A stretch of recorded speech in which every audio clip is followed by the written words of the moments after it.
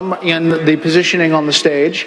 And remember, we had another debate on this very stage from 5 to 6 that included 7 other candidates. This is a huge field. That's right. I bet these guys are glad that Carly Fiorina did not appear in the 9 p.m. hour because, boy, she unleashed a can, if you know what I'm saying, earlier. Well, you know, that's the exciting thing because, you know, there's been a lot of question, should it be divided, should it not be divided? And yes, there were 2 tiers. There were the 7 lowest in the polls. Now we have the top 10 in the polls. But, you know, it's a fluid process. And it was certainly true 4 years ago. Some that were in the lower tier are going to jump up. And perhaps some that are here tonight are going to slip down a little bit. But there's a long time between now and the snowy caucuses in February in Iowa. Right. We should point out our next debate is right before the Iowa caucuses, and it's going to be quite something. This is, I think, going to be very meaningful. It would have been tough to have 17 candidates up here, as great as it would have been to try to find a way to do it, but it would have been like herding cats. Photogs, I think that's it. All right, guys. All right.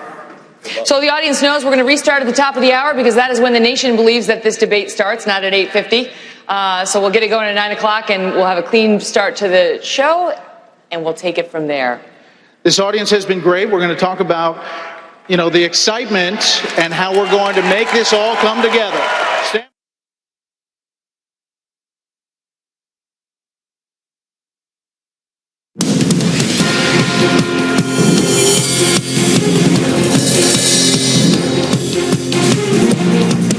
It is 9 p.m. on the East Coast, and the moment of truth has arrived.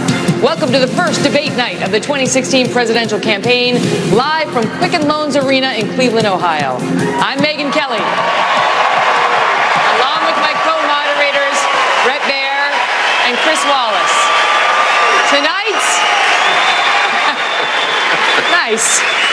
Tonight, thousands of people here in the queue, along with millions of voters at home, will get their very first chance to see the candidates face off in a debate, answering the questions you want answered. Less than a year from now, in this very arena, one of these 10 candidates, or one of the 7 on the previous debate tonight, will accept the Republican Party's nomination. Tonight's candidates were selected based on an average of 5 national polls. Just a few hours ago, you heard from the candidates ranked 11 through 17, and now the primetime event, the top 10. Also of note, Fox News is partnering for tonight's debate with Facebook. For the past several weeks, we've been asking you for questions for the candidates on Facebook. Nearly 6 million of you, 6 million, viewed the debate videos on our site, and more than 40,000 of you submitted questions, some of which you will hear us asking the candidates tonight. As for the candidates who will be answering those questions, here they are. Positioned on the stage by how they stand in the polls. In the center of the stage tonight, businessman Donald Trump. Former Florida Governor Jeb Bush. Wisconsin Governor Scott Walker. Former Arkansas Governor Mike Huckabee. Neurosurgeon Dr. Ben Carson. Texas Senator Ted Cruz. Florida Senator Marco Rubio. Kentucky Senator Rand Paul. New Jersey Governor Chris Christie. And your very own Governor of Ohio, John Kasich.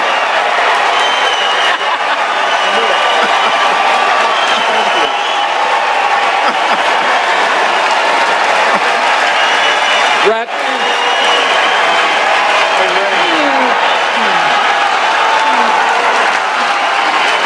Brett, I think you would call that a home field advantage. It might be. It might be. We'll see. Listen, the rules. Some objections coming. It might be. The rules for tonight are simple.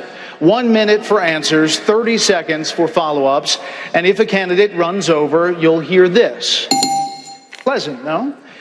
We also have a big crowd here with us tonight in the home of the Cavaliers, as I mentioned. And while we expect them to be enthusiastic, as you heard, we don't want to take anything away from the valuable time for the candidates. So we're looking for somewhere between a reaction to a LeBron James dunk and the Cleveland Public Library across the street. Somewhere there we'll find a balance tonight. Without further ado, let's begin. Gentlemen, we know how much you love hand-raising questions. So we promise this is the only one tonight, the only one. Is there anyone on stage, and can I see hands, who is unwilling tonight to pledge your support to the eventual nominee of the Republican Party and pledge to not run an independent campaign against that person? Again, we're looking for you to raise your hand now. Raise your hand now if you won't make that pledge tonight. Mr. Trump. So, Mr. Trump, to be clear, you're standing on a Republican primary debate. I fully understand. The place where the RNC will give the nominee the nod. I fully understand. And that experts say an independent run would almost certainly hand the race over to Democrats and likely another Clinton. You can't say tonight that you can make that pledge. I cannot say. I have to respect the person that if it's not me, the person that wins. If I do win and I'm leading by quite a bit, that's what I want to do. I can totally make that pledge. If I'm the nominee, I will pledge I will not run as an independent. But and I am discussing it with everybody, but I'm talking about a lot of leverage. We want to win, and we will win. But I want to win as the Republican. I want to run as the Republican nominee. So tonight you can't say if another one of these... This is what's wrong. I mean, This is what's wrong. He buys and sells politicians of all stripes. He's already... Dr. Paul. Hey, look, he's already hedging his bet on the Clintons, okay? So if he doesn't run as a Republican, maybe he supports Clinton or maybe runs as an independent. Okay. But I'd say that he's already hedging his bets because he's used to buying politicians. Well, I've given him plenty of money. Just to be clear, you can't make it. We're going to move on. You're not going to make the pledge tonight. I will not make the pledge at this time. Okay. All right. That's what. Gentlemen, our first round of questions is on the subject of electability in the general election. And we start tonight with you, Dr. Carson. You are a successful neurosurgeon, but you admit that you have had to study up when it comes to foreign policy, saying there's a lot to learn. Your critics say that your inexperience shows. You suggested that the Baltic states are not a part of NATO, and just months ago you were unfamiliar with the major political parties and government in Israel. And domestically, you thought Alan Greenspan had been Treasury Secretary instead of Federal Reserve Chair. Aren't these basic mistakes, and don't they raise legitimate questions about whether you are ready to be president? Well, I could take issue with all of those things, but we don't have time. But I will say we have a debate here tonight, and we will have an opportunity to explore those areas. And I'm looking very much forward to demonstrating that, in fact, the thing that is probably most important is having a brain and to be able to figure things out and learn things very rapidly. So, experience comes from a large number of different arenas. And America became a great nation early on, not because it was flooded with politicians, but because it was flooded with people who understood the value of personal responsibility, hard work, creativity, innovation, and that's what will get us on the right track now as well. Senator Rubio, when Jeb Bush announced his candidacy for presidency, he said this: there's no passing off responsibility when you're a governor, no blending into the legislative crowd. Could you please address Governor Bush across the stage here and explain to him why you, someone who has never held executive office, are better prepared to be president than he is, a man who you say did a great job running your state of Florida for 8 years? Well, thank you for the question, Chris, and it's great to be here tonight. Let me begin by saying this. I'm not new to the political process. I was making a contribution as the Speaker of the third largest and most diverse state in the country well before I even got into the Senate. I would add to that this election cannot be a resume competition. It's important to be qualified, but if this election is a resume competition, then Hillary Clinton's going to be the next president, because she's been in office and in government longer than anybody else running here tonight. Here's what this election better be about. This election better be about the future, not the past. It better be about the issues our nation and the world is facing today, not simply the issues we once faced. This country is facing an economy that has been radically transformed. You know, the largest retailer in the country, in the world today, Amazon, doesn't even own a single store, and these changes have been disruptive. They have changed people's lives. The jobs that once sustained our middle class, they either don't pay enough or they are gone, and we need someone that understands that as our nominee. If I'm our nominee, how is Hillary Clinton going to lecture me about living paycheck to paycheck? I was raised paycheck to paycheck. How is she going to lecture me? How is she going to lecture me about student loans? I owed over $100,000 just 4 years ago. If I'm our nominee, we will be the party of the future. Governor Bush, you have insisted that you're your own man. You say you have a life experience uniquely your own, not your father's, not your brother's. But there are several opponents on this stage who get big applause lines in early voting states with this line, quote, "The last thing the country needs is another Bush in the Oval Office." So do you understand the real concern in this country about dynastic politics? Absolutely, I do. And I'm going to run hard, run with heart, and run to win. I'm going to have to earn this. Maybe the bar is even higher for me. That's fine. I've got a record in Florida. I'm proud of my dad, and I'm certainly proud of my brother. In Florida, they call me Jeb because I earned it. I cut taxes every year, totaling $19 billion. We balanced every budget. We went from $1 billion of reserves to $9 billion of reserves. We were one of 2 states that went to AAA bond rating. They call me Vito Corleone because I vetoed 2,500 separate line items in the budget. I'm my own man. I govern as a conservative, and I govern effectively. And the net effect was, during my 8 years, 1.3 million jobs were created. We left the state better off because I applied conservative principles in a purple state the right way, and people rose up. Thank you, sir. Mr. Trump, one of the things people love about you is you speak your mind and you don't use a politician's filter. However, that is not without its downsides, in particular when it comes to women. You've called women you don't like fat pigs, dogs, slobs, and disgusting animals. Your Twitter account... Only Rosie O'Donnell. No, it wasn't. Your Twitter account...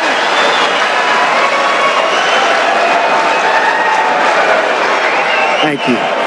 For the record, it was well beyond Rosie O'Donnell. Yes, I'm sure it was. Your Twitter account has several disparaging comments about women's looks.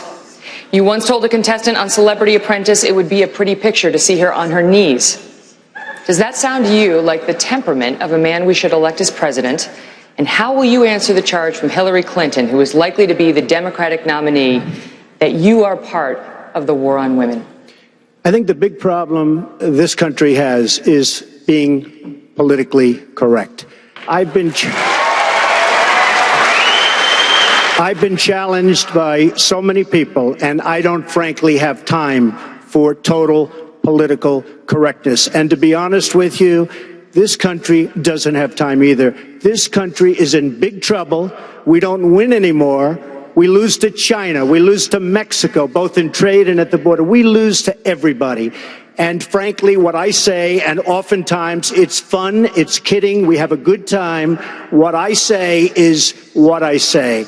And honestly, Megyn, if you don't like it, I'm sorry. I've been very nice to you, although I could probably maybe not be based on the way you have treated me, but I wouldn't do that. But you know what? We need strength, we need energy, we need quickness, and we need brain in this country to turn it around. That I can tell you right now. Senator Cruz, your colleague, Senator Paul, right there next to you, said a few months ago he agrees with you on a number of issues, but he says you do nothing to grow the party. He says you feed red meat to the base, but you don't reach out to minorities. You have a toxic relationship with GOP leaders in Congress. You even called the Republican Senate leader, Mitch McConnell, a liar recently. How can you win in 2016 when you're such a divisive figure? Chris, I believe the American people are looking for someone to speak the truth.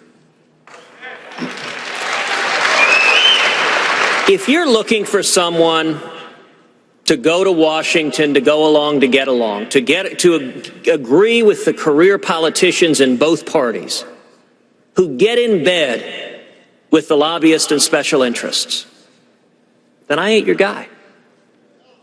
There is a reason that we have $18 trillion in debt. Because as conservatives, as Republicans, we keep winning elections. We got a Republican House, we got a Republican Senate, and we don't have leaders who honor their commitments. I will always tell the truth and do what I said I would do. Governor Christie, you're not exactly the darling of conservatives.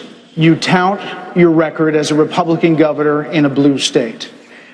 On Facebook, the most people talking about you, not surprisingly, come from your state of New Jersey, and one of the top issues they are talking about is the economy.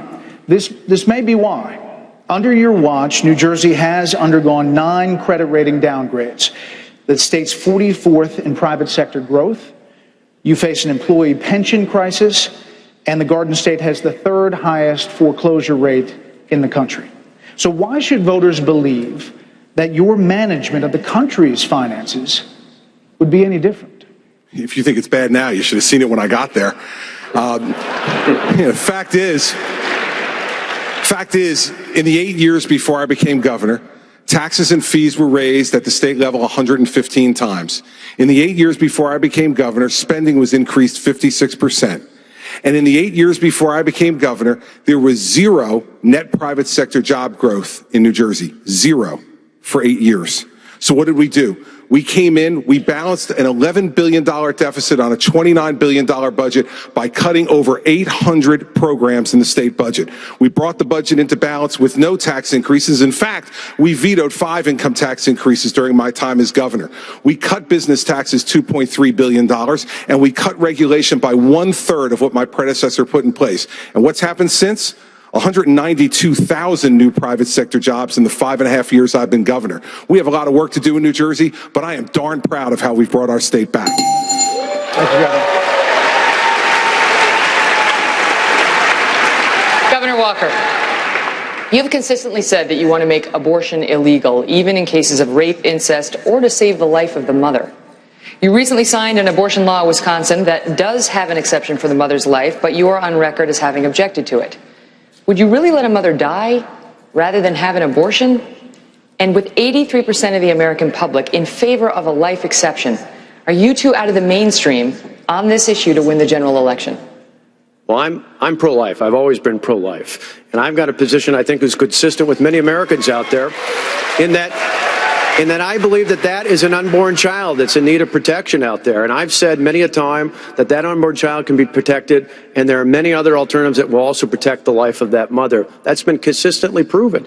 Unlike Hillary Clinton, who has a radical position in terms of support for Planned Parenthood, I defunded Planned Parenthood more than 4 years ago, long before any of these videos came out. I've got a position that's in line with everyday America. Governor Huckabee, like Governor Walker, you have staked out strong positions on social issues. You favor a constitutional amendment banning same-sex marriages. You favor a constitutional amendment banning abortions, except for the life of the mother. Millions of people in this country agree with you, but according to the polls, and again, this is an electability question, according to the polls, more people don't. So how do you persuade enough independents and Democrats to get elected in 2016? Chris, I disagree with the idea that the real issue is a constitutional amendment. That's a long and difficult process. I've actually taken a position that's bolder than that. A lot of people are talking about defunding Planned Parenthood as if that's a huge game changer. I think it's time to do something even more bold.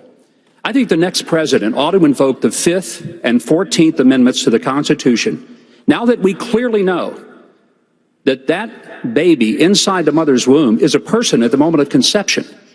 The reason we know that it is because of the DNA schedule that we now have clear scientific evidence on.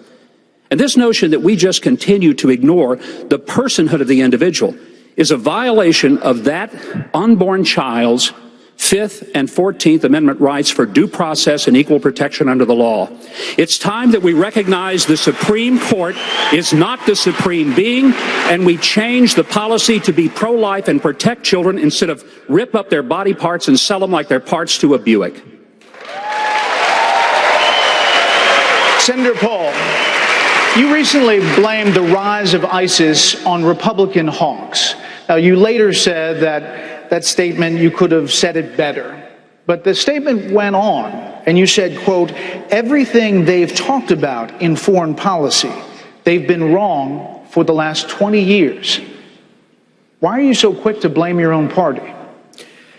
First of all, only ISIS is responsible for the terrorism. Only ISIS is responsible for the depravity. But we do have to examine, how are we going to defeat ISIS? I've got a proposal. I'm the leading voice in America for not arming the allies of ISIS. I've been fighting amidst a lot of opposition from both Hillary Clinton as well as some Republicans who wanted to send arms to the allies of ISIS. ISIS rides around in $1 billion worth of U.S. Humvees. It's a disgrace. We ought to stop it. We shouldn't fund our enemies, for goodness sakes. So we didn't create ISIS. ISIS created themselves, but we will stop them. And one of the ways we stop them is by not funding them and by not arming them. Governor Kasich, you chose to expand Medicaid in your state, unlike several other governors on this stage tonight, and it is already over budget by some estimates, costing taxpayers an additional $1.4 billion in just the first 18 months. You've defended your Medicaid expansion by invoking God, saying to skeptics that when they arrive in heaven, St. Peter isn't going to ask them how small they've kept government, but what they have done for the poor. Why should Republican voters, who generally want to shrink government, believe that you won't use your St. Peter rationale to expand every government program? Well, first of all, Megan, you should know that President Reagan expanded Medicaid 3 or 4 times. Secondly, I had an opportunity to bring resources back to Ohio to do what?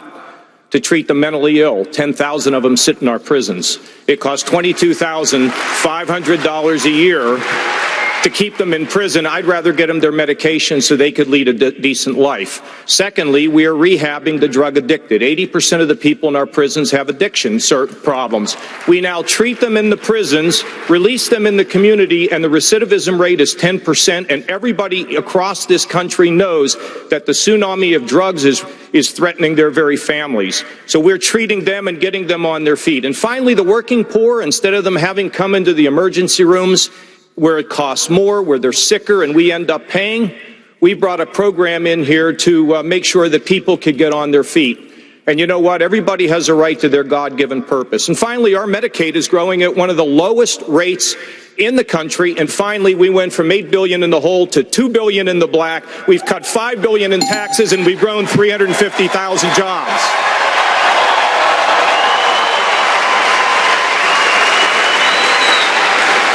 Gentlemen, we're turning to a new subject that all of you have been talking about and some of you have been disagreeing about, and that is the issue of immigration. Governor Bush, you released a new plan this week on illegal immigration, focusing on enforcement, which some suggest is your effort to show that you're not soft on that issue. I want to ask you about a statement that you made last year about illegal immigrants, and here's what you said. They broke the law, but it's not a felony. It's an act of love. It's an act of commitment to your family. Do you stand by that statement, and do you stand by your support for earned legal status? I do. I believe that the great majority of people coming here illegally have no other option. They want to provide for their family. But we need to control our border. It's our responsibility to pick and choose who comes in. So I've written a book about this, and yes, this week I did come up with a comprehensive strategy that really mirrored what we said in the book, which is that we need to deal with E-Verify, we need to deal with people that come with a legal visa and overstay, We need to be much more strategic on how we deal with border enforcement, border security. We need to eliminate the sanctuary cities in this country. It is ridiculous and tragic that people are dying because of the fact that local governments are not following the federal law. There's much to do. And I think rather than talking about this as a wedge issue, which Barack Obama's done now for 6 long years, the next president, and I hope to be that president, will fix this once and for all so that we can turn this into a driver for high sustained economic growth. And there should be a path to earn legal status for those that are here. Not amnesty, earn legal status, which means you pay a fine and do many things over an extended period of time. Thank you, sir. Mr. Trump, it has not escaped anybody's notice that you say that the Mexican government is sending criminals, rapists, drug dealers across the border. Governor Bush has called those remarks, quote, extraordinarily ugly. I'd like you're right next to him, talk to him directly and say how you respond to that. And you have repeatedly said that you have evidence that the Mexican government is doing this, but that you have evidence you have refused or declined to share. Why not use this first Republican presidential debate to share your proof with the American people? So, if it weren't for me, you wouldn't even be talking about illegal immigration, Chris. You wouldn't even be talking about it. This was not a subject that was on anybody's mind until I brought it up at my announcement, and I said Mexico is sending. Except the reporters, because they're a very dishonest lot, generally speaking, in the world of politics, they didn't cover my statement the way I said it.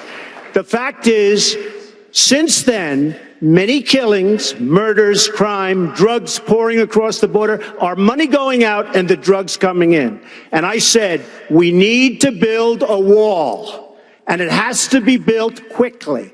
And I don't mind having a big, beautiful door in that wall so that people can come into this country legally. But we need, Jeb, to build a wall. We need to keep illegals out. Mr. Trump, I'll give you 30 seconds. I'll give you 30 seconds to answer my question, which was, what evidence do you have, specific evidence, that the Mexican government is sending criminals across the border? 30 seconds. Border Patrol, I was at the border last week. Border Patrol, people that I deal with, that I talk to, they say this is what's happening because our leaders are stupid. Our politicians are stupid. And the Mexican government is much smarter, much sharper, much more cunning. And they send the bad ones over because they don't want to pay for them. They don't want to take care of them. Why should they when the stupid leaders of the United States will do it for them? And that's what's happening, whether you like it or not. All right. Obviously, there's a lot more to talk about this. We're going to have more questions for the candidates on illegal immigration, plus other key topics, including your questions on Facebook.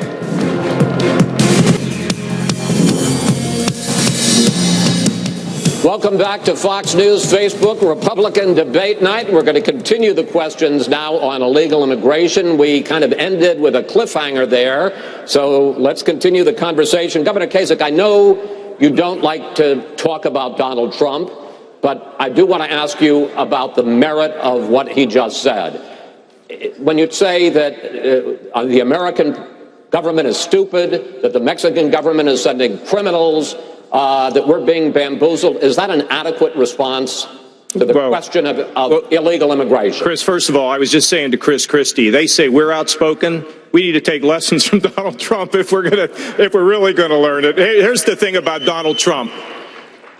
Donald Trump's hitting a nerve in this country.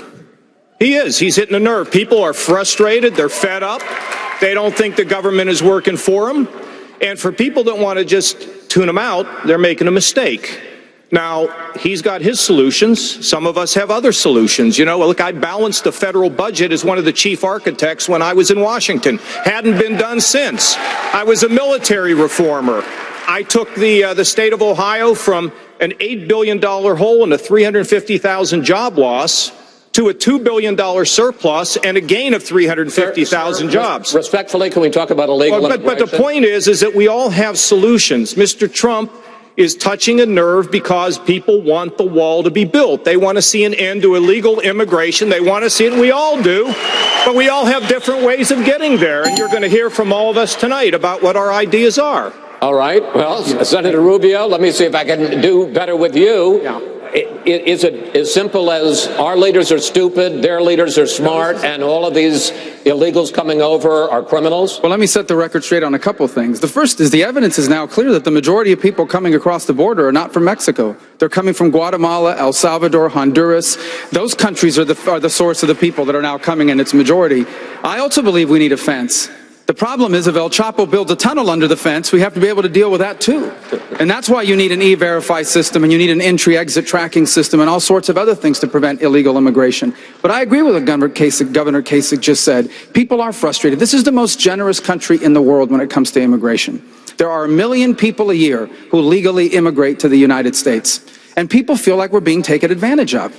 We feel like despite our generosity, we are being taken advantage of. And let me tell you who never gets talked about in these debates. The people that call my office, who have been waiting for 15 years to come to the United States. And they paid their fees, and they hired a lawyer, and they can't get in. And they're wondering maybe they should come illegally. And so these are important issues, and we should address it. It's a serious problem that needs to be addressed. And otherwise, we're going to keep talking about this for the next 30 years like we have for the last 30 years. Governor Walker, from 2002 till as recently as 2013, just 2 years ago, you supported comprehensive immigration reform, including a path to citizenship. Now you say that was a quick reaction to something you hadn't really thought about and that you've changed your mind. Other than politics, could you explain why in the last 2 years you've changed your position on a path to citizenship, and are there other past positions that we shouldn't hold you to? Yeah, well, Chris, I actually said it at your show earlier this year. I flat out said, I acknowledge that. I said I actually listened to the American people, and I think people across America want a leader who's actually going to listen to them.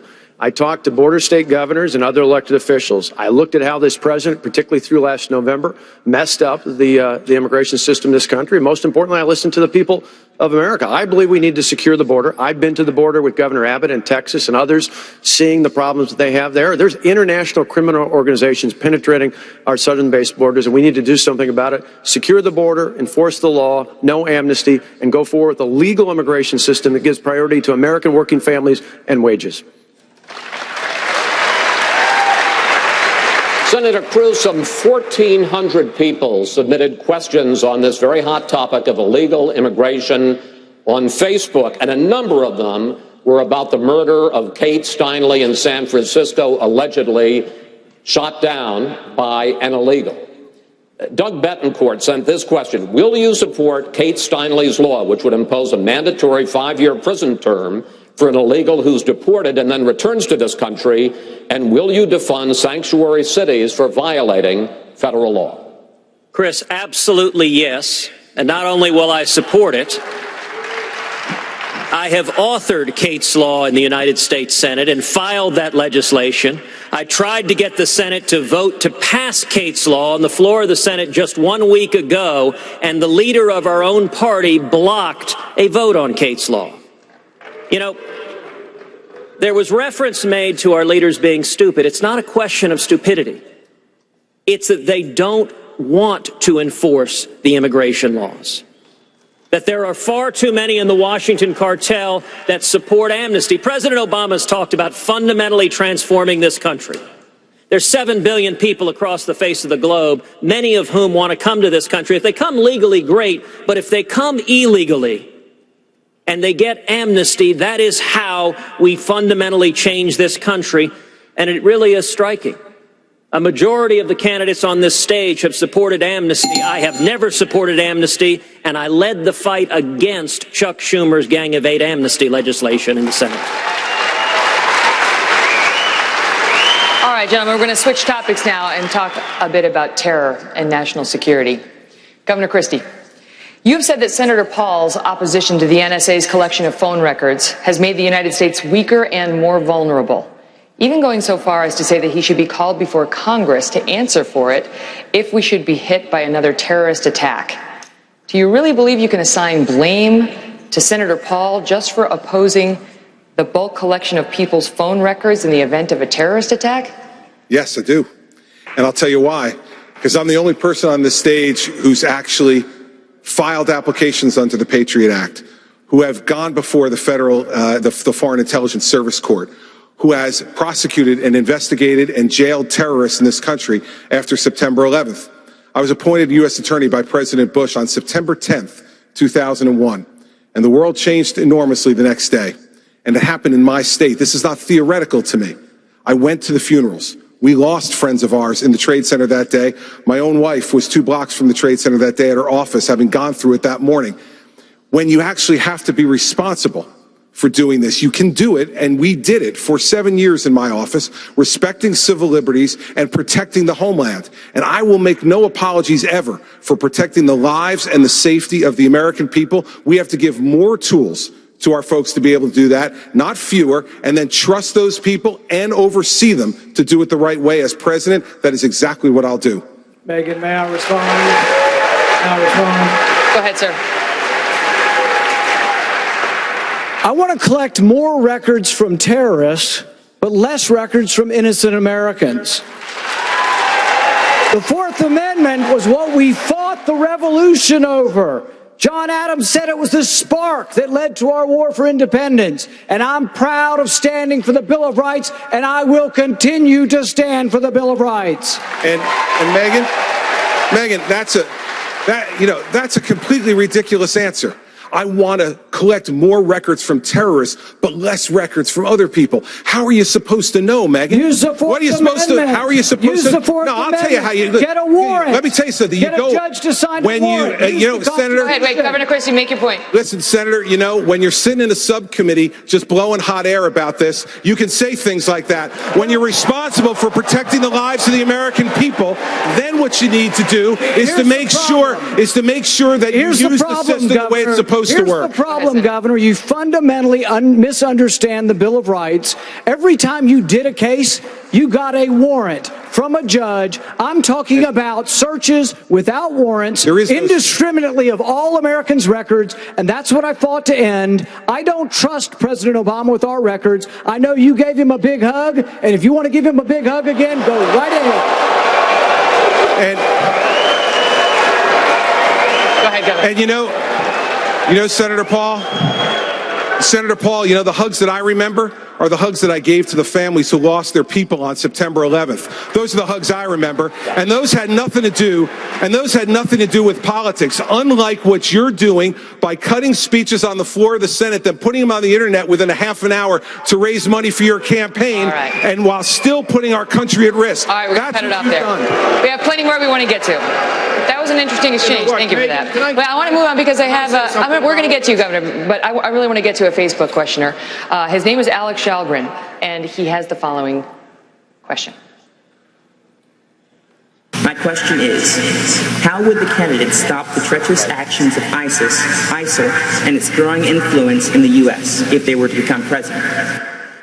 Senator Cruz, I want to talk to you about this because many of the Facebook users and the folks on Facebook wanted the candidates to speak to ISIS tonight. You asked the chairman of the Joint Chiefs a question. What would it take to destroy ISIS in 90 days? He told you ISIS will only be truly destroyed once they are rejected by the populations in which they hide.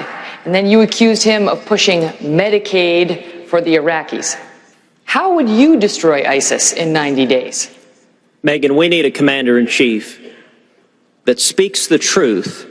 We will not defeat radical Islamic terrorism so long as we have a president unwilling to utter the words radical Islamic terrorism.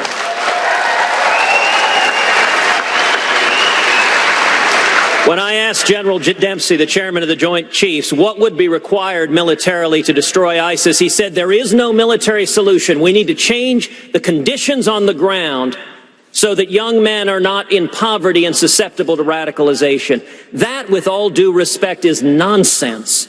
It's the same answer the State Department gave, that we need to give them jobs. What we need is a commander-in-chief who makes clear, if you join ISIS, If you wage jihad on America, then you are signing your death warrant. You don't see it as an ideological problem?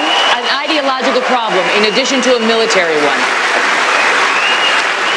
Megan, of course it's an ideological problem. That's one of the reasons why I introduced the Expatriate Terrorist Act in the Senate that said if any American travels to the Middle East and joins ISIS, that he or she forfeits their citizenship so they don't use a passport to come back and wage jihad on Americans. Yes, it is ideological, and let me contrast President Obama, who at the prayer breakfast essentially acted as an apologist. He said, well, gosh, the Crusades, the Inquisitions. We need a president that shows the courage that Egypt's President al-Sisi did, a Muslim, when he called out the radical Islamic terrorists who are threatening the world. Governor Bush. For days on end in this campaign, you struggled to answer a question about whether, knowing what we know now, you would have invaded Iraq. Megan. I remember it too. And ISIS, of course, is now thriving there. You finally said no. To the families of those who died in that war, who say they liberated a country and deposed a ruthless dictator, how do you look at them now and say your brother's war was a mistake? Knowing what we know now, with faulty intelligence and not having security be the first priority when we invaded, it was a mistake. I wouldn't have gone in. However, for the people that did lose their lives and the families that suffered because of it, I know this full well, because as governor of the state of Florida, I called every one of them that I could find, to tell them that I was praying for them, that I cared about them, and it was really hard to do. And every one of them said that their child did not die in vain, or their wife or husband did not die in vain. And so why it was difficult for me to do it was based on that. Here's the lesson that we should take from this, which relates to this whole subject. Barack Obama became president, and he abandoned Iraq. He left, and when he left, Al-Qaeda was done for. ISIS was created because of the void that we left. And that void now exists as a caliphate the size of Indiana. To honor the people that died, we need to stop the Iran agreement for sure, because the Iranian mullahs have their blood on their hands, and we need to take out ISIS with every tool at our disposal. Governor Walker. In February, you said that we needed to gain partners in the Arab world. Which Arab country not already in the U.S.-led coalition has the potential to be our greatest partner?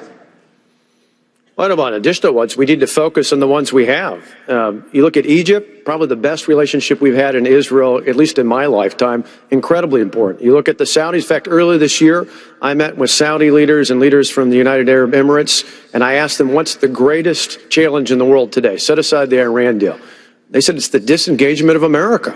We are leading from behind under the Obama-Clinton doctrine. America's a great country. We need to stand up and start leading again. And we'd have allies not just in Israel, but throughout the Persian Gulf. Dr. Carson, in one of his first acts as commander-in-chief, President Obama signed an executive order banning enhanced interrogation techniques in fighting terror. As president, would you bring back waterboarding? Well, thank you, Megan. I wasn't sure I was going to get to talk again. We have a lot for you. Don't worry. Fear not. You may rue that request. All right. You know, what we do in order to get the information that we need is our business. And I wouldn't necessarily be broadcasting to everybody what we're going to do. You know, we've gotten into this mindset of fighting politically correct wars. There is no such thing as a politically correct war. And the left, of course, will say Carson doesn't believe in the Geneva Convention. Carson doesn't believe in fighting stupid wars. And what we have to remember is we want to utilize the tremendous intellect that we have in the military to win wars. And I've talked to a lot of the generals, a lot of our advanced people, and believe me, if we gave them the mission, which is what the commander-in-chief does, they would be able to carry it out. And if we don't tie their hands behind their back, they will do it extremely effectively. Gentlemen, the next series of questions deals with Obamacare and the role of the federal government. Mr. Trump, Obamacare is one of the things you call a disaster. Complete disaster, yes. Saying it needs to be repealed and replaced. Correct. Now, 15 years ago, you called yourself a liberal on health care. You were for a single-payer system, a Canadian-style system. Why were you for that then, and why aren't you for it now? First of all, I'd like to just go back to in July of 2004, I came out strongly against the war with Iraq because it was going to destabilize the Middle East. And I'm the only one on the stage that knew that and had the vision to say it. And that's exactly what happened. The Middle East became totally destabilized. So I just want to say, as far as single payer, it works in Canada. It works incredibly well in Scotland. It could have worked in a different age, which is the age you're talking about here. What I'd like to see is a private system without the artificial lines around every state. I have a big company with thousands and thousands of employees, and if I'm negotiating in New York or in New Jersey or in California, I have like one bidder. Nobody can bid. You know why? Because the insurance companies are making a fortune because they have control of the politicians, of course, with the exception of the politicians on the stage. But they have total control of the politicians. They're making a fortune. Get rid of the artificial lines and you will have yourself great plans. And then we have to take care of the people that can't take care of themselves, and I will do that through a different system. Hey, Mr. Trump, hold on one second. I got a newsflash. I know. Hold on, Senator Paul. Newsflash, the Republican Party's been fighting against a single-payer system for a decade. So I think you're on the wrong side of this if you're still arguing for a single-payer system. I don't think you heard me. You're having a hard time tonight. All right, Mr. Trump, it's not just your past support for single-payer health care. You've also supported a host of other liberal policies. You've also donated to several Democratic candidates, Hillary Clinton included, Nancy Pelosi. You explained away those donations, saying you did that to get business-related favors. And you said recently, quote, "When you give, they do whatever the hell you want them to do." You better believe it. So what specifically did they do?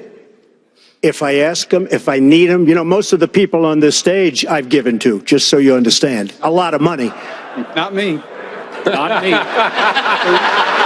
But you're welcome to give me a check, Donald, if you'd like. Many of them. Actually, to be clear, he supported Charlie Crist. Not Mike. Charlie, but I have... Donald, if you end the campaign, I hope you will give to me. Good. Okay. Sounds good. Sounds good to me, Governor. I will tell you that our system is broken. I give to many people. Before 2 months ago, I was a businessman. I give to everybody. When they call, I give. And you know what? When I need something from them, 2 years later, 3 years later, I call them. They are there for me. So and that's a broken system. So what'd you get from Hillary Clinton and Nancy Pelosi? Well, I'll tell you what. With Hillary Clinton, I said, be at my wedding, and she came to my wedding. You know why? She had no choice because I gave. I gave to a foundation that, frankly, that foundation is supposed to do good. I didn't know her money would be used on private jets going all over the world. It was. But Mr. Trump, thank you. Hold on. We're gonna move on. We'll come back to you, Governor Walker. Just 1 second on this, though. We spend a lot of time talking about Hillary Clinton and pitting us back and forth. Let's be clear. We should be talking about Hillary Clinton on that last subject, because everywhere in the world that Hillary Clinton touched is more messed up today than before she and the president. We have many questions to come. Many questions to come. Governor Huckabee, on Facebook, John Pritzrioni asks this: will you abolish or take away the powers and cut the size of the EPA, the IRS, the Department of Education? Now, broadly, the size of government is a big concern for Facebook users, Facebook persons, as well as, obviously, conservatives. But year after year, decade after decade, there are promises from Republicans to shrink government. But year after year, decade after decade, it doesn't happen. In fact, it gets bigger, even under Republican politicians. So the question is, at this point, is the government simply too big for any one person, even a Republican, to shrink? It's not too big to shrink. But the problem is we have a Wall Street to Washington axis of power that has controlled the political climate. The donor class feeds the political class, who does the dance that the donor class wants. And the result is federal government keeps getting bigger. Every person on this stage who has been a governor will tell you that the biggest fight they had was not the other party, wasn't even the legislature. It was the federal government, who continually put mandates on the states that we had to suck up and pay for. And the fact is, there are a lot of things happening at the federal level that are absolutely beyond the jurisdiction of the Constitution. This is power that should be shifted back to the states, whether it's the EPA. There is no role at the federal level for the Department of Education. And I'm still one who says that we can get rid of the Internal Revenue Service if we would pass the fair tax, which is a tax on consumption, rather than a tax on people's income, and move power back where the founders believed it should have been all along. Dr. Carson, Dr. Carson, do you agree with that? What I agree with is that we need a significantly changed taxation system. And the one that I've advocated is based on tithing, because I think God's a pretty fair guy.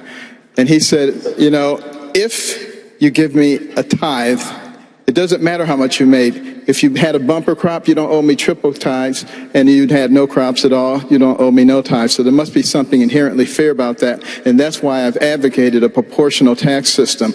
You make $10 billion, you pay $1 billion. You make $10, you pay $1, and everybody gets treated the same way. And you get rid of the deductions, you get rid of all the loopholes. And right. Governor Bush. And I have a lot more to say about it. We're going to come back to you, Dr. Carson. Governor Bush, you are one of the few people on this stage who advocates for Common Core education standards, reading and math. A lot of people on this stage vigorously oppose federal involvement in education. They say it should all be handled locally. President Obama's Secretary of Education, Arne Duncan, has said that most of the criticism of Common Core is due to a, quote, fringe group of critics. Do you think that's accurate? No, I don't. And I don't believe the federal government should be involved in the creation of standards directly or indirectly, the creation of curriculum or content. That is clearly a state responsibility. I'm for higher standards, measured in an intellectually honest way, with abundant school choice, ending social promotion. And I know how to do this because as governor of the state of Florida, I created the first statewide voucher program in the country, the second statewide voucher program in the country, and the third statewide voucher program in the country. And we had rising student achievement across the board because high standards, robust accountability, ending social promotion in third grade, real school choice across the board, challenging the teachers union and beating them is the way to go. And Florida's low-income kids had the greatest gains inside the country. Our graduation rate improved by 50%. That's what I'm for. Senator Rubio, why is Governor Bush wrong on Common Core? Well, first of I, too, believe in curriculum reform. It's critically important in the 21st century. We do need curriculum reform, and it should happen at the state and local level. That is where educational policy belongs, because if a parent is unhappy with what their child is being taught in school, they can go to that local school board or their state legislature or their governor and get it changed. Here's the problem with Common Core. The Department of Education, like every federal agency, will never be satisfied. They will not stop with it being a suggestion. They will turn it into a mandate. In fact, what they will begin to say to local communities is, you will not get federal money unless you do things the way we want you to do it. And they will use Common Core or any other requirements that exist nationally to force it down the throats of our people in our states. And you agree with your old friend? He's definitely my friend, and I think the states ought to create these standards. And if states want to opt out of Common Core, fine. Just make sure your standards are high. Because today in America, a third of our kids, after we spend more per student than any country in the world other than a couple of rounding errors, to be honest with you, 30% are college and or career ready. If we are going to compete in this world we're in today, there's no possible way we can do it with lowering expectations and dumbing down everything. Children are going to suffer and families' hearts are going to be broken that their kids won't be able to get a job in the 21st century. We have many more questions coming on a host of topics here from Quicken Loans Arena in Cleveland. Stay with us.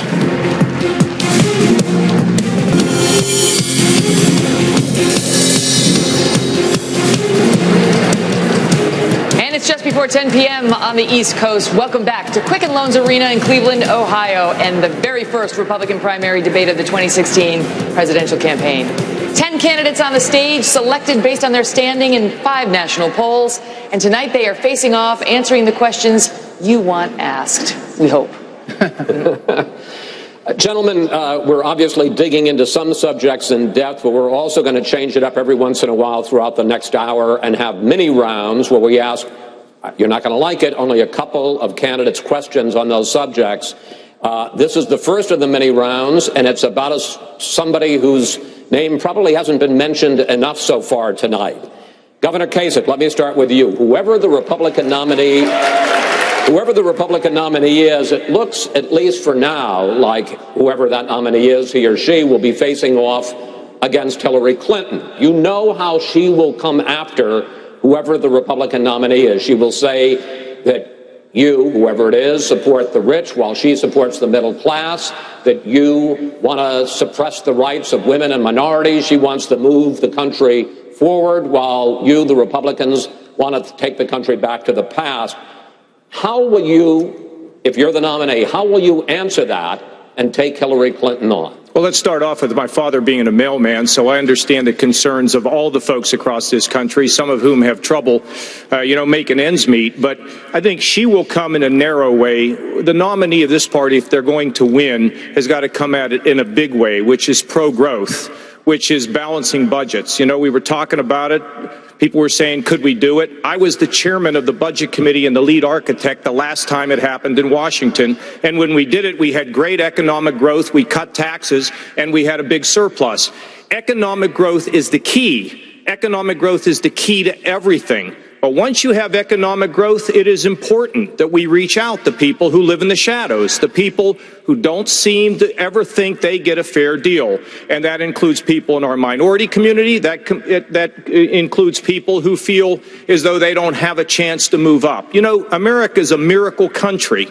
And we have to restore the sense that the miracle will apply to you. Each and every one of the people in this country who's watching tonight, lift everybody, unite everybody, and build a stronger United States of America again. It will be and can be done. I know that all of you would like to answer this question, but we're only going to ask one other candidate before we move on to a different subject. Dr. Carson, basically same question to you.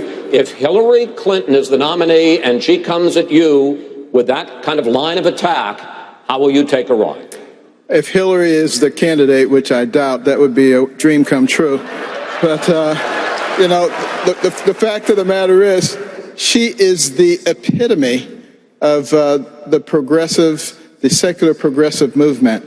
And she counts on the fact that people are uninformed, the Alinsky model, taking advantage of useful idiots.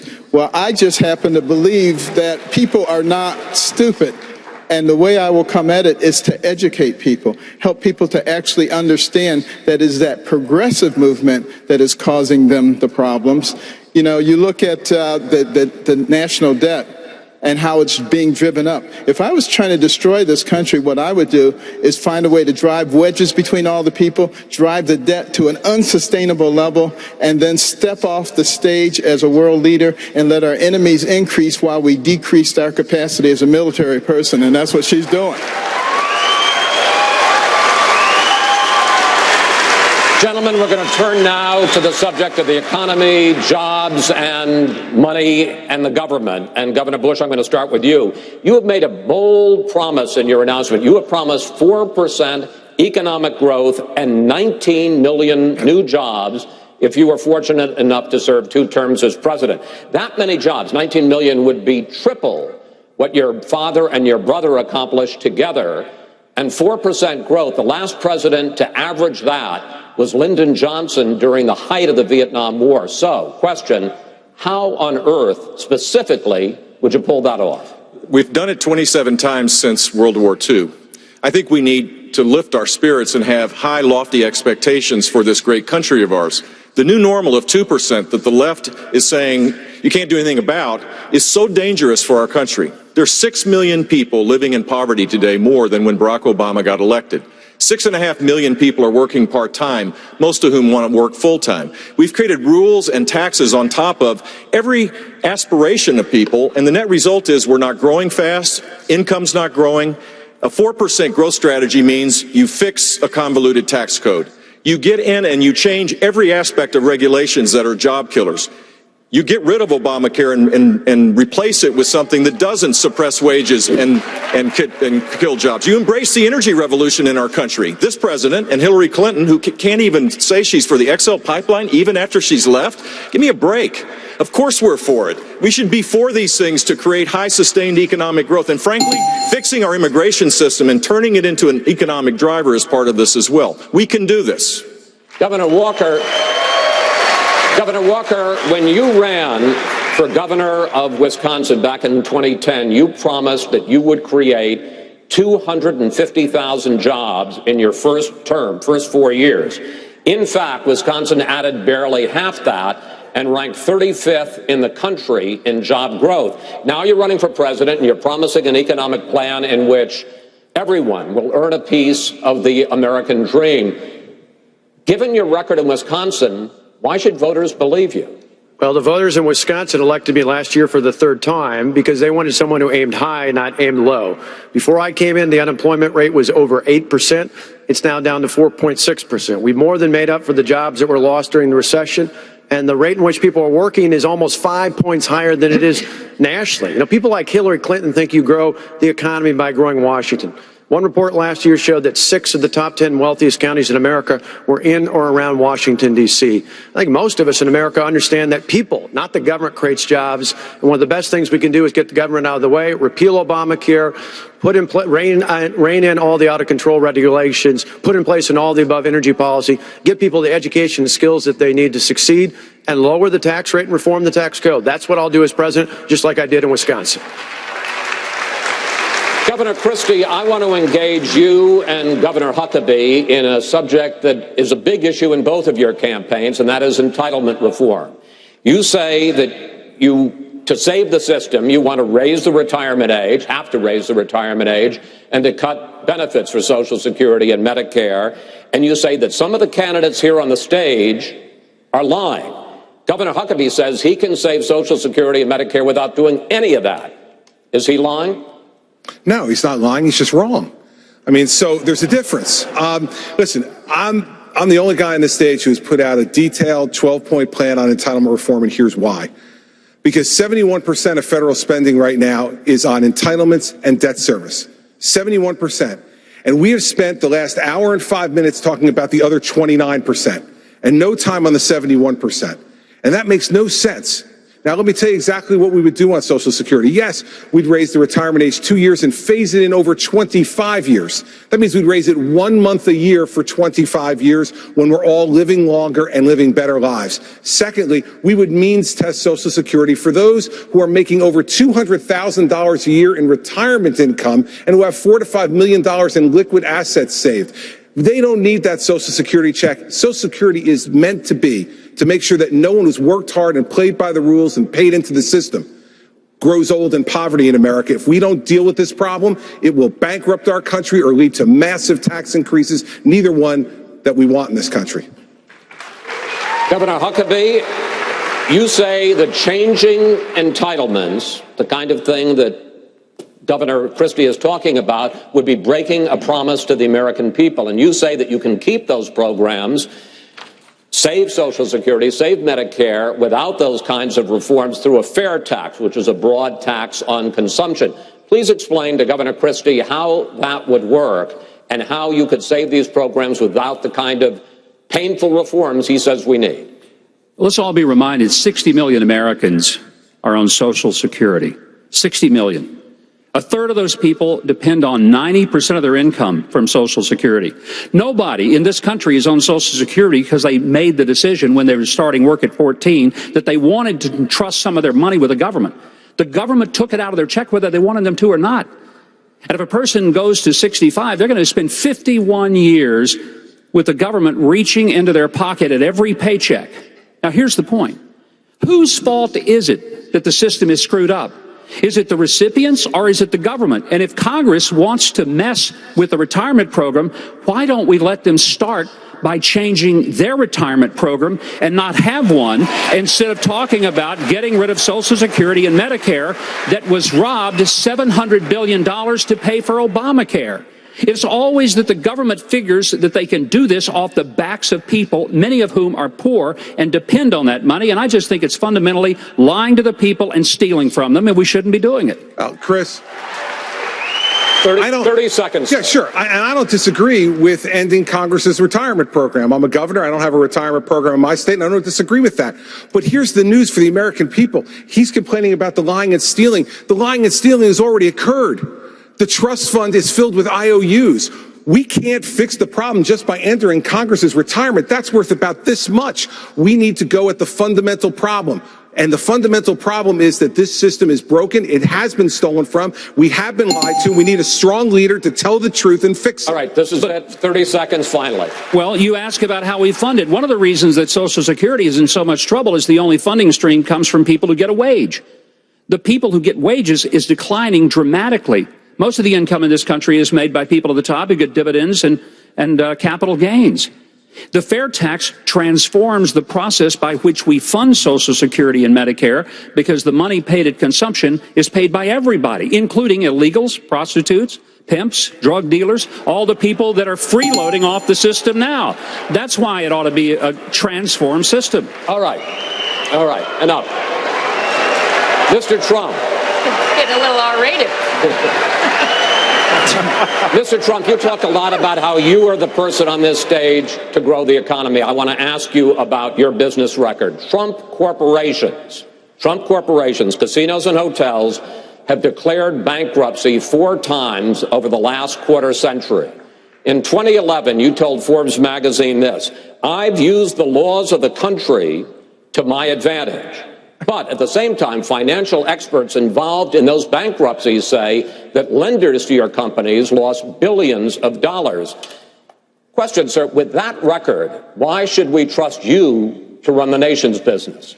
Because I have used the laws of this country, just like the greatest people that you read about every day in business have used the laws of this country, the chapter laws, to do a great job for my company, for myself, for my employees, for my family, etc. I have never gone bankrupt, by the way. I have never. But out of hundreds of deals, but sir, excuse me, that's your line, but your companies have gone bankrupt. What am I saying?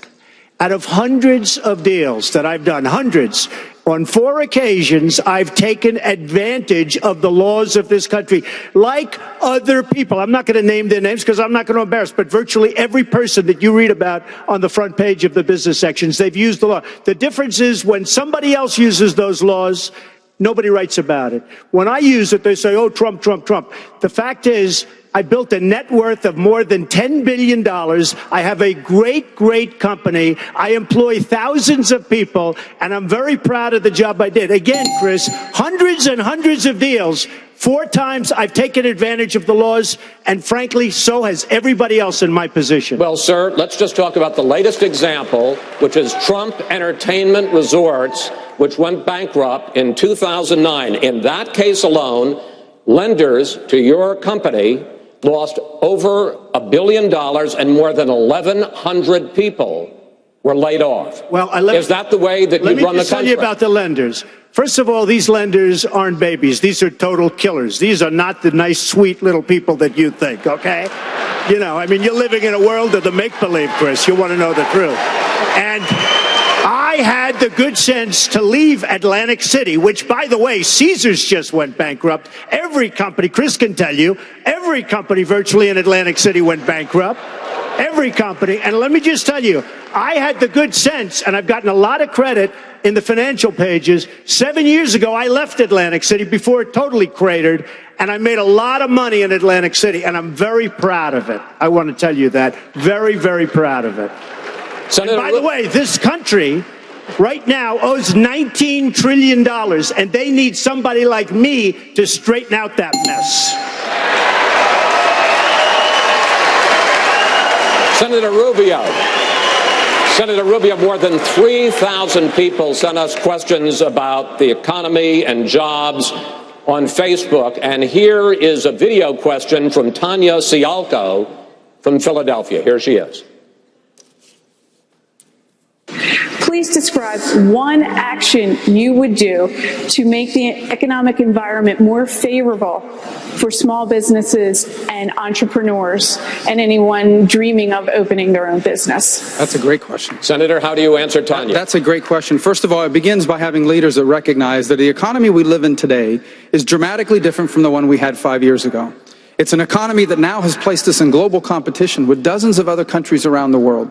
Now, the big companies that have connections with Washington, they can affect policies to help them. But the small companies like the one Tanya's talking about, they're the ones that are struggling.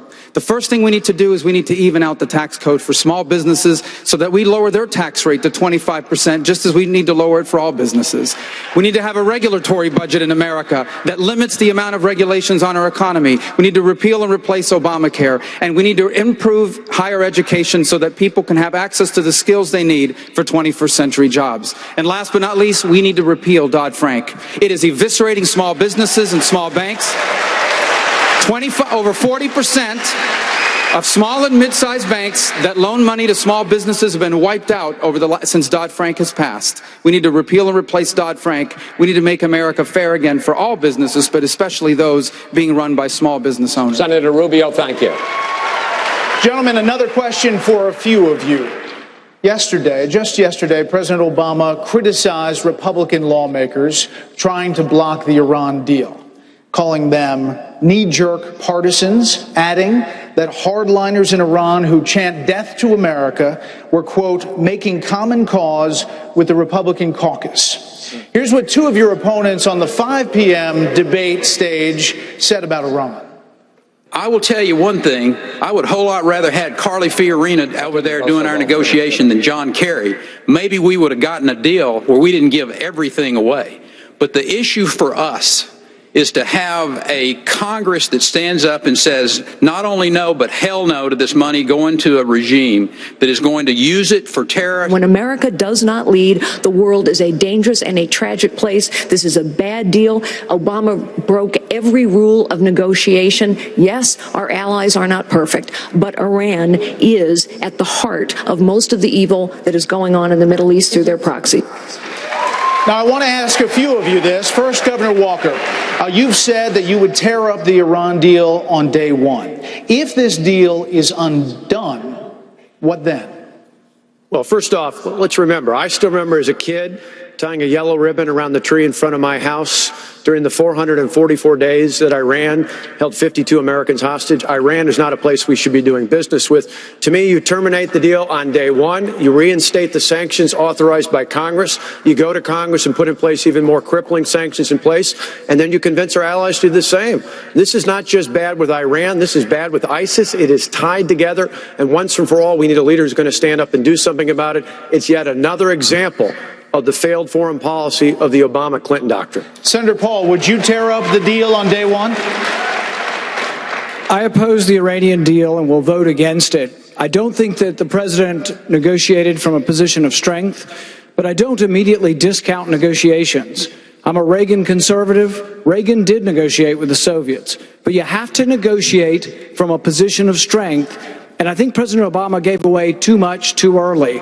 If there's going to be a negotiation, you're going to have to believe somehow that the Iranians are going to comply. And I asked this question to John Kerry. I said, do you believe they're trustworthy? And he said, no. And I said, well, how are we going to get them to comply? I would have never released the sanctions before there was consistent evidence of compliance. Governor Huckabee, what do you think about what Senator Paul just said? Ronald Reagan said trust but verify. President Obama is trust but vilify. He trusts our enemies and vilifies everyone who disagrees with him. And the reason we disagree with him has nothing to do with party. It has to do with the incredibly dangerous place that this world is going to be as a result of a deal in which we got nothing. We didn't even get 4 hostages out. We got nothing. And Iran gets everything they want. We said we would have anywhere, anytime negotiations and inspections. We gave that up.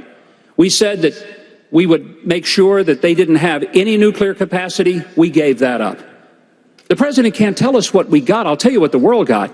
The world has a burgeoning nuclear power that didn't, as the Soviets say, we might defend ourselves in a war. What the Iranians have said is, we will wipe Israel off the face of the map, and we will bring death to America. When someone points a gun at your head and loads it, by God, you ought to take them seriously, and we need to take that seriously. Thank you, gentlemen. Well, the first debate night of the 2016 presidential campaign continues from Cleveland after a short time out. Stick around. Social.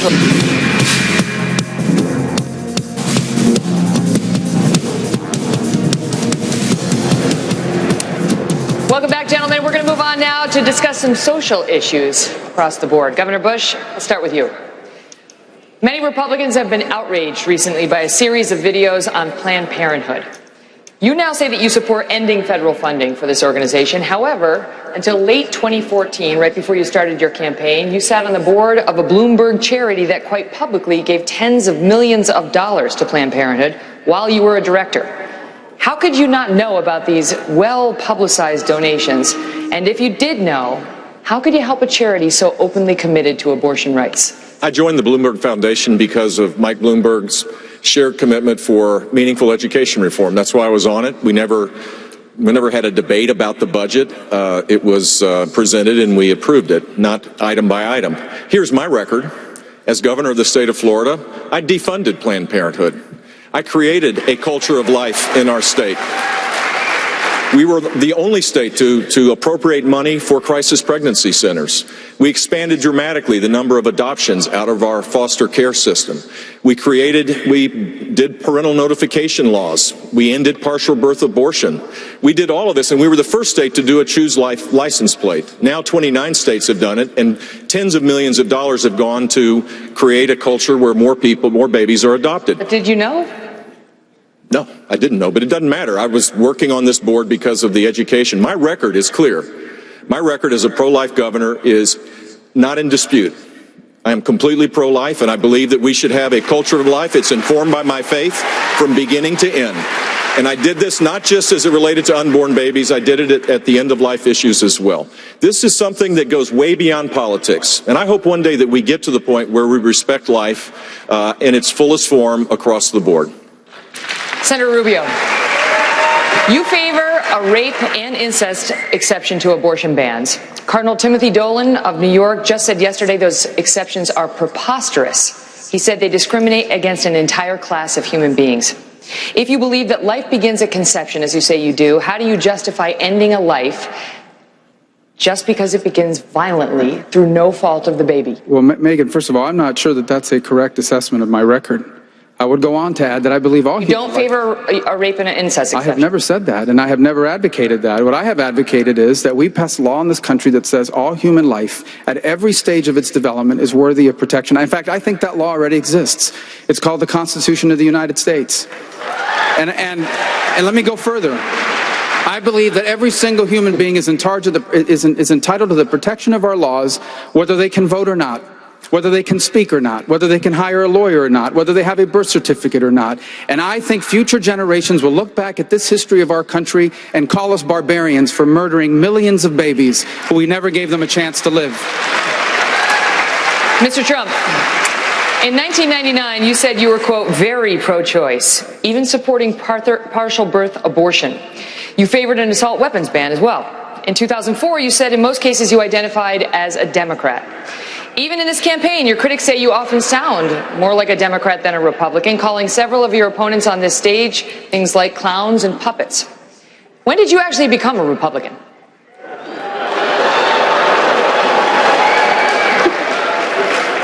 I don't think they like me very much. I'll tell you what, I've evolved on many issues over the years, and you know who else has is Ronald Reagan evolved on many issues. And I am pro-life, and if you look at the question, I was in business, they asked me a question as to pro-life or choice, and I said, if you let it run, that I hate the concept of abortion. I hate the concept of abortion. And then since then, I've very much evolved. And what happened is friends of mine years ago were going to have a child, and it was going to be aborted, and it wasn't aborted, and that child today is a total superstar, a great, great child. And I saw that, and I saw other instances, and I am very, very proud to say that I am pro-life.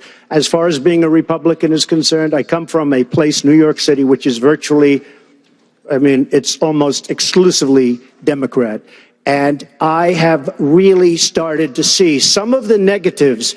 As an example, and I have a lot of liking for this man, but the last number of months of his brother's administration were a catastrophe. And unfortunately, those few months gave us President Obama, and you can't be happy about that.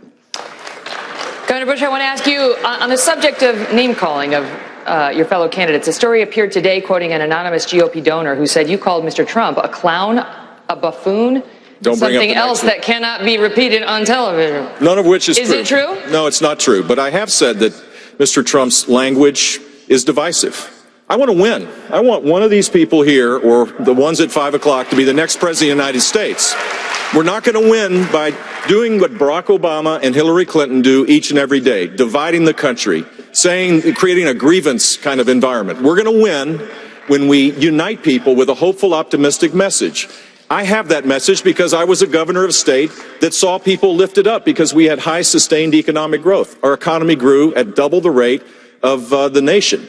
We created 1.3 million jobs. We led the nation 7 out of those 8 years. We were only one of 2 states that went to AAA bond rating. I cut taxes $19 billion. If you do that and apply conservative principles the right way, you create an environment where everybody rises up. That's how we're going to win. Campaigning in places to give people hope that their life is better because too many people are suffering today in America. Mr. Trump, 30 seconds. Well, first of all, Jeb, I am very happy that you denied that, and I appreciate that very much. I mean, he's a true gentleman. He really is. The one thing he did say about, and I mean that, the one thing he did say about me, however, was my tone, and I also understand that. But when you have people that are cutting Christians' heads off, when you have a world at the border and at so many places that it's medieval times, it's almost got to be as bad as it ever was in terms of the violence and the horror. We don't have time for tone. We have to go out and get the job done. Subject of gay marriage and religious liberty. Governor Kasich, if you had a son or daughter who was gay or lesbian, how would you explain to them your opposition to same-sex marriage? Well, look, I'm an old-fashioned person here, and I happen to believe in traditional marriage. But I've also said the court has ruled. But how would you explain to your child? Megan, the court has ruled, and I said we'll accept it. And guess what? I just went to a wedding of a friend of mine who happens to be gay. Because somebody doesn't think the way I do, doesn't mean that I can't care about them or I can't love them. So if one of my daughters happened to be that, of course I would love them and I would accept them, because you know what? That's what we're taught when we have strong faith. So issues like that are planted to divide us. I think the simple fact of the matter is, and this is where I would agree with Jeb, and I've been saying it all along, we need to give everybody a chance, treat everybody with respect, and let them share in this great American dream that we have, Megan. So, look, I'm going to love my daughters. I'm going to love them no matter what they do, because you know what? God gives me unconditional love. I'm going to give it to my family and my friends and the people around me. Senator Paul. In the wake of the Supreme Court's ruling on same-sex marriage, Carol Fox on Facebook wants to know the following. Quote, what will you do to ensure Christians are not prosecuted for speaking out against gay marriage? And will Christians be forced to conduct business that conflicts with their religious beliefs? Look, I don't want my marriage or my guns registered in Washington. And if people have an opinion that's a religious opinion that is heartily felt, obviously they should be allowed to practice that, and no government should interfere with them. One of the things that really got to me was the thing in Houston where you had the government, the mayor, actually trying to get the sermons of ministers. When the government tries to invade the church to enforce its own opinion on marriage, that's when it's time to resist. Governor Walker. Many in the Black Lives Matter movement and beyond believe that overly aggressive police officers targeting young African Americans is the civil rights issue of our time. Do you agree? And if so, how do you plan to address it? If not, why not? Well, I think the most important thing we can do when it comes to policing, it's something you've had a guest on who's a friend of mine, Milwaukee County Sheriff David Clark, who's talked to me many times about this in the past. It's about training.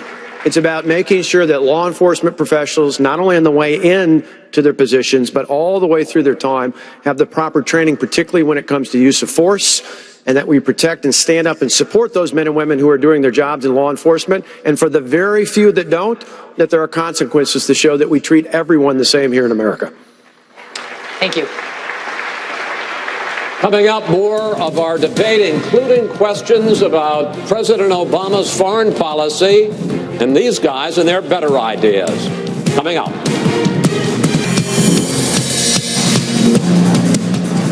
Welcome back to Cleveland. Our next topic is foreign policy. Candidates, you may not have seen the late developing news today. Our Fox Pentagon team broke earlier this evening about a top Iranian general traveling to Moscow to meet with Russian President Vladimir Putin. His name is General Qasem Soleimani. He's blamed for hundreds of U.S. troops' deaths in Iraq and Afghanistan. His trip to Russia appears to directly violate UN Security Council resolutions to confine him to Iran. So, Mr. Trump, if you were president, how would you respond to this? I would be so different from what you have right now, like the polar opposite. We have a president who doesn't have a clue. I would say he's incompetent, but I don't want to do that because that's not nice.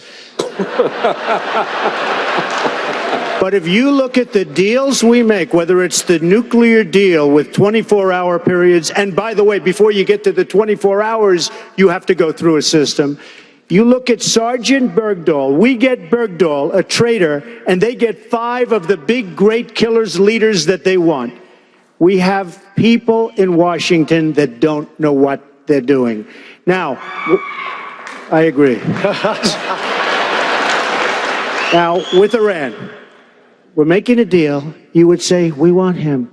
We want him. We want our prisoners. We want all these things. We don't get anything. We're giving them $150 billion plus. They are going to be, I'll tell you what, if Iran was a stock, you folks should go out and buy it right now because you'll quadruple. What's happened in Iran is a disgrace, and it's going to lead to destruction in large portions of the world. Another new development today. Senior defense officials tell Fox they strongly suspect Russia was behind a cyber attack on the chairman of the Joint Chiefs Office, emails. This comes in the wake of the Director of National Intelligence blaming the Chinese for the largest ever cyber attack, stealing personal data of tens of millions of Americans. Senator Cruz, in your view, have Russia and China committed acts of cyber war? And if you were president, what would you do about it? Well, Brett, of course they have. And over the last 6.5 years, we've seen the consequences of the Obama-Clinton foreign policy. Leading from behind is a disaster. We have abandoned and alienated our friends and allies, and our enemies are stronger. Radical Islam is on the rise. Iran's on the verge of acquiring a nuclear weapon.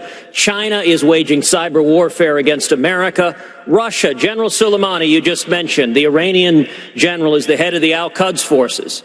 He's directly responsible for the murder of over 500 American servicemen in Iraq. And part of this Iranian deal was lifting the international sanctions on General Soleimani. The day General Soleimani flew back from Moscow to Iran was the day we believed that Russia used cyber warfare against the Joint Chiefs. We need a new commander-in-chief that will stand up to our enemies and that will have credibility. It is worth emphasizing that Iran released our hostages in 1981, the day Ronald Reagan was sworn into office. Dr. Carson, in August of 2012, President Obama famously declared that if Syrian President Bashar al-Assad used chemical weapons, quote, that's a red line for us, and that there would be enormous consequences. 1 year later, with overwhelming evidence that Assad had in fact used chemical weapons and crossed that red line, President Obama declined to use military force against the Assad regime. As president, would you have used military force there? Well, what we have to stop and think about is the fact that we have weakened ourselves militarily to such an extent that it affects all of our military policies. Our Navy is at its smallest size since 1917. Our Air Force since 1940. In recent testimony, the Commandant of the Marine Corps said half of the non-deployed units were not ready. And, the sequester is cutting the heart out of our personnel. Our generals are retiring because they don't want to be part of this. And at the same time, our enemies are increasing. Our friends can't trust us anymore. Ukraine was a nuclear-armed state They gave away their nuclear arms with the understanding that we would protect them. We won't even give them offensive weapons. We turned our back on Israel, our ally, and in a situation like that, of course, Obama's not going to be able to do anything. I would shore up our military first, because if you don't get the military right, nothing else is going to work. Governor Walker, as president, what would you do if Russian President Vladimir Putin started a campaign to destabilize NATO allies Estonia, Latvia, Lithuania, mirroring the actions Putin took at the early days of Ukraine? Well, first off, for the cyber attack with Russia the other day, it's sad to think right now, but probably the Russian and Chinese government know more about Hillary Clinton's email server than do the members of the United States Congress. And that has put our national security at risk. If I'm president, he won't think about that. Putin believes in the old Lenin adage that you probe with bayonets. When you find mush, you push. When you find steel, you stop. Under Obama and Clinton, we found a lot of mush over the last few years. We need to have a national security that puts steel in front of our enemies. I would send weapons to Ukraine. I would work with NATO to put forces on the eastern border of Poland and the Baltic nations. And I would reinstate and put in place back in the missile defense system that we had in Poland and in the Czech Republic. Governor, we would find steel. Governor Huckabee, the culture of the American military is definitely changing. Women are moving into combat roles. Don't ask, don't tell has obviously been dropped. And now Defense Secretary Ashton Carter recently directed the military to prepare for a moment when it is welcoming transgender persons to serve openly. As Commander-in-Chief, how would you handle that? The military is not a social experiment. The purpose of the military is kill people and break things. It's not to transform the culture by trying out some ideas that some people think would make us a different country and more diverse. The purpose is to protect America. I'm not sure how paying for transgender surgery for soldiers, sailors, airmen, Marines makes our country safer. We've reduced the military by 25% under President Obama. The disaster is that we've forgotten why we have a military. The purpose of it is to make sure that we protect every American wherever that American is. And if an American is calling out for help, whether it's in Benghazi or at the border, then we ought to be able to answer it. We've not done that because we've decimated our military. We're flying B-52s. The most recent one that was put in service was November of 1962. A lot of the B-52s we're flying, we've only got 44 that are in service, combat ready. And the fact is, most of them are older than me. And that's pretty scary. Senator Paul, the first budget you proposed as senator cut all financial aid to Israel. You have since changed your view on that issue. What made you change your mind? Well, let's be clear. I'm the only one on the stage who actually has a 5-year budget that balances. I've put pencil to paper, and I've said I would cut spending, and I've said exactly where. Each one of my budgets has taken a meat axe to foreign aid because I think we ought to quit sending it to countries that hate us. I think we ought to quit sending it to countries that burn our flag. Israel's not one of those, but even Benjamin Netanyahu said that ultimately they will be stronger when they're independent. My position is exactly the same. We shouldn't borrow money from China to send it anywhere, but why don't we start with eliminating aid to our enemies? Okay, but you still say that Israel could be one of the countries that is cut from financial aid. I still say exactly what my original opinion is. Do you borrow money from China to send it to anyone? Out of your surplus, you can help your allies, and Israel is a great ally, and this is no particular animus of Israel. But what I will say, and I will say over and over again, we cannot give away money we don't have. We do not project power from bankruptcy court. We're borrowing $1 million a minute. It's got to stop somewhere. Governor Christie, what do you think of that answer?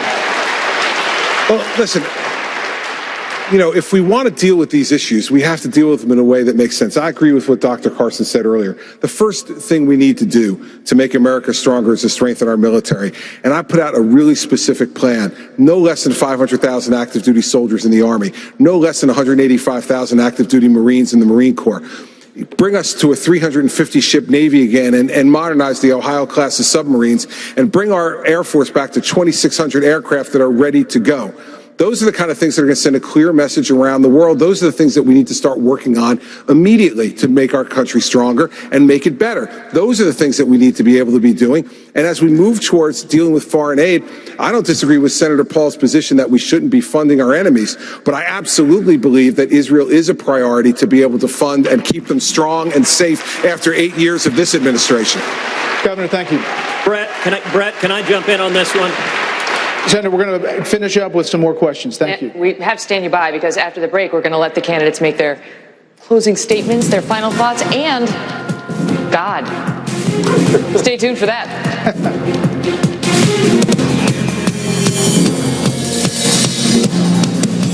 Welcome back. In our final moments here together, we're going to allow the candidates to offer their final thoughts. But first, we want to ask them an interesting closing question from Chase Norton on Facebook, who wants to know this of the candidates. I want to know if any of them have received a word from God on what they should do and take care of first. Senator Cruz, start from you. Any word from God? Well, I am blessed to receive a word from God every day and receiving the scriptures and reading the scriptures, and God speaks through the Bible. I'm the son of a pastor and an evangelist, and I've described many times how my father, when I was a child, was an alcoholic. He wasn't a Christian, and my father left my mother and left me when I was just 3 years old, and someone invited him to Clay Road Baptist Church, and he gave his heart to Jesus, and it turned him around, and he got on a plane, and he flew back to my mother and me. I would also note that the scripture tells us, you shall know them by their fruits. We see lots of campaign conservatives. But if we're going to win in 2016, we need a consistent conservative, someone who's been a fiscal conservative, a social conservative, a national security conservative. There are real differences among the candidates on issues like amnesty, like Obamacare, like religious liberty, like life and marriage. And I have been proud to fight and stand for religious liberty, to stand against Planned Parenthood, to defend life for my entire career, and I will be proud to continue to do so as President of the United States. Governor Kasich, same question. Well, Megan, my father was a mailman. His father was a coal miner. My mother's mother could barely speak English, and their son today stands on this podium in the great state of Ohio, not only as the governor, but a candidate for President of the United States. I do believe in miracles. You know, I've had a lot of elections, but my elections are really not about campaigns. I tell my people that these are about a movement. And a movement to do what? To restore common sense, a movement to do things like provide economic growth, and a movement not to let anybody be behind. You know, today the country's divided. You asked a question about the police and the difficulty in communities. We've got to unite our country again, because we're stronger when we are united and we are weaker when we are divided. And we've got to listen to other people's voices, respect them, but keep in mind, and I believe in terms of the things that I've read in my lifetime, the Lord's not picking us, but because of how we respect human rights, because that we are a good force in the world, He wants America to be strong, He wants America to succeed, and He wants America to lead. And nothing's more important to me than my family, my faith, and my friends. Governor Walker, same question. Well, thanks, Megan. I'm certainly an imperfect man, and it's only by the blood of Jesus Christ that I've been redeemed from my sins. So I know that God doesn't call me to do a specific thing. God hasn't given me a list, a 10 commandments, if you will, of things to act on the first day. What God calls us to do is follow His will. And ultimately, that's what I'm going to try and do. And I hope people have seen in my state, even in the big challenges I took on when I had over 100,000 protesters in and around our Capitol trying to do what I thought was the right thing, it wasn't just how I took on those political battles. It was ultimately how I acted, not responding in kind, not lashing out, but just being decent going forward and living my life in a way that would be a testimony to Him and His faith, and our faith. Senator Rubio, I want to ask you the same question, but I do want to mention a woman just came here to the stage and asked, what about the veterans? I want to hear more about what these candidates are going to do for our nation's veterans. So I put the question to you about God and the veterans, which you may find to be related. Well, first let me say I think God has blessed us. He's blessed the Republican Party with some very good candidates. The Democrats can't even find one.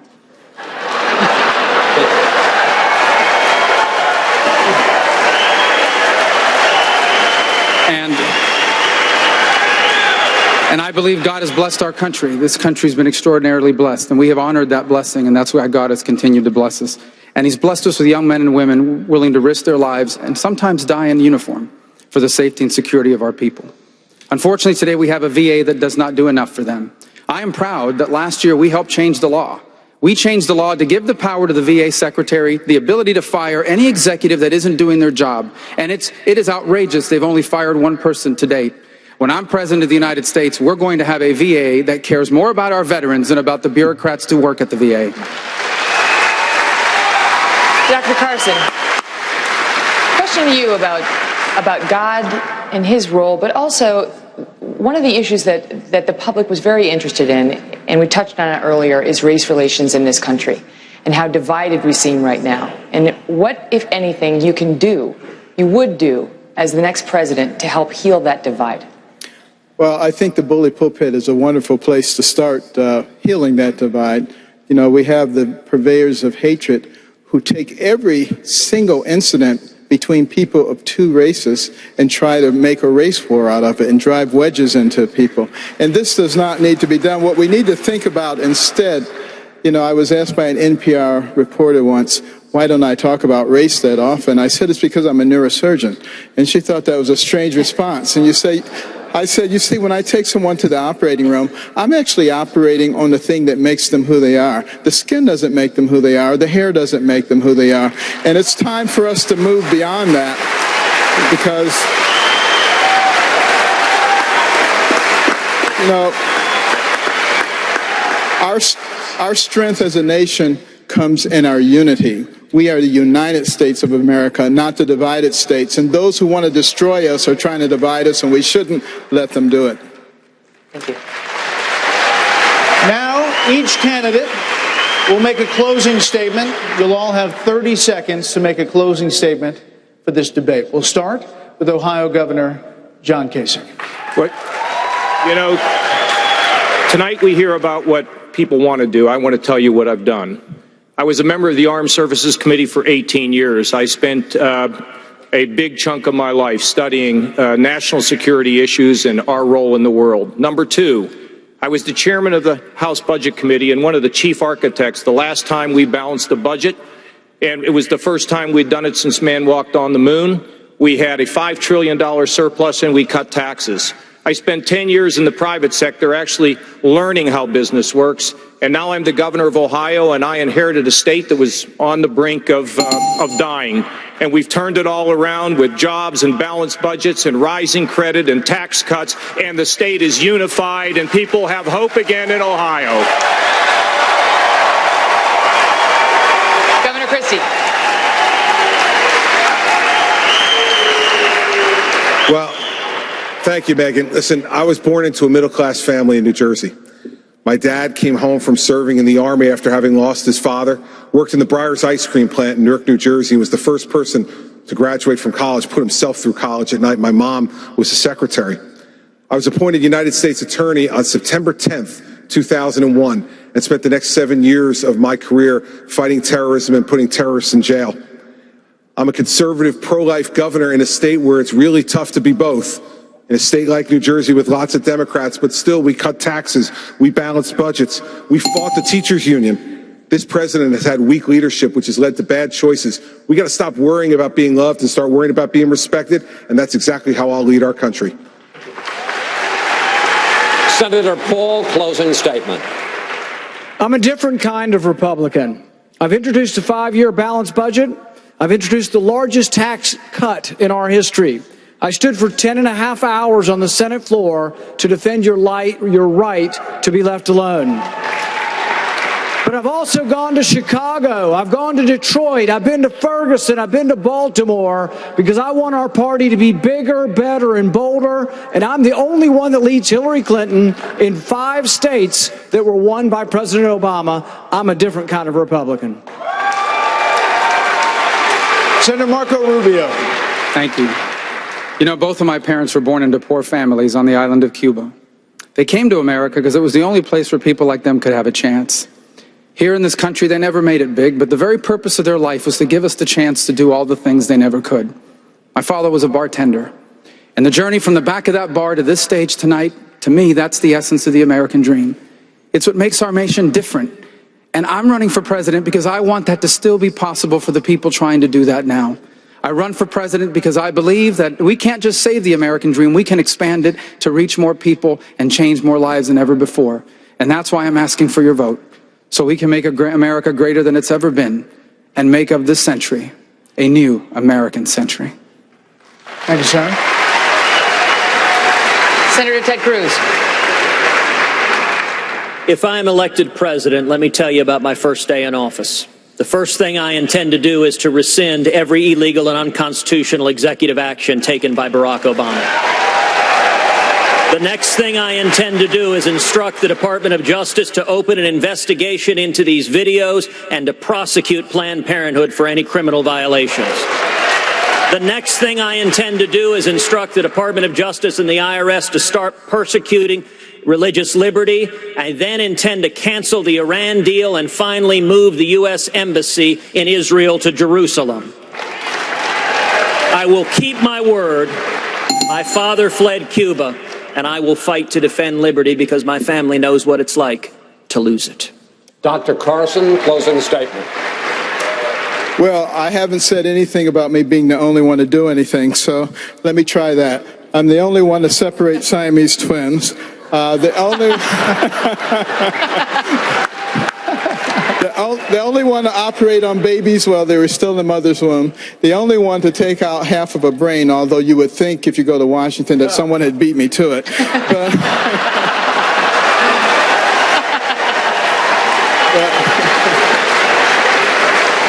But I'm very hopeful that I'm not the only one who's willing to pick up the baton of freedom, because freedom is not free and we must fight for it every day. Every one of us must fight for it because we're fighting for our children and the next generation. Governor Mike Huckabee, closing statement. It seems like this election has been a whole lot about a person who's very high in the polls, but doesn't have a clue about how to govern, a person who has been filled with scandals and who could not lead. And of course, I'm talking about Hillary Clinton.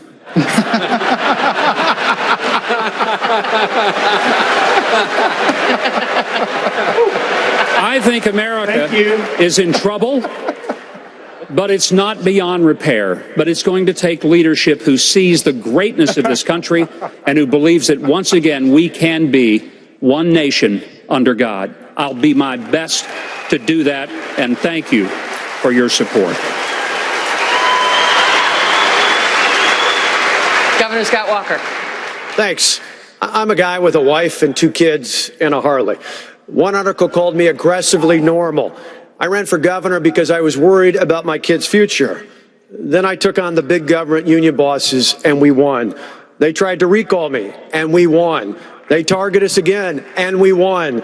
We balanced the budget, cut taxes, and turned our state around with big, bold reforms. It wasn't too late for Wisconsin, and it's not too late for America. That's why I asked for your vote. Governor Bush, closing statement, sir. Here's what I believe. I believe we're at the verge of the greatest time to be alive in this world. But Washington is holding us back. How we tax, how we regulate. We're not embracing the energy revolution in our midst, a broken immigration system that has been politicized rather than turning it into an economic driver. We're not protecting and preserving our entitlement system or reforming for the next generation. All these things languish while we have politicians in Washington using these as wedge issues. Here's my commitment to you, because I did it as Florida. We can fix these things. We can grow economically and restore America's leadership in the world so that everybody has a chance to rise up. I humbly ask for your vote whenever you're going to get to vote, whenever the primary is. Thank you all very much. Mr. Trump, closing statement, sir. Our country is in serious trouble. We don't win anymore. We don't beat China in trade. We don't beat Japan with their millions and millions of cars coming into this country in trade. We can't beat Mexico at the border or in trade. We can't do anything right. Our military has to be strengthened. Our vets have to be taken care of. We have to end Obamacare, and we have to make our country great again, and I will do that. Thank you. Thank you. Gentlemen, thank you. It's over. That's it. You relieved? You were nervous before? They don't look relieved. They like, get me out of here. Thank you all very much. And that will do it for the first Republican primary debate night of the 2016 presidential race. Our thanks to the candidates, who will now be joined by their families on stage. But we're not done. The Kelly File starts in a moment. I'll be running over to the other set. But first, Brett, Chris, they're here with me. We're going to say hello to the candidates. But all right, Dr. Carson. How you doing? Nice to see you. We're going to have a little chit-chat today. Great to see you, Doc.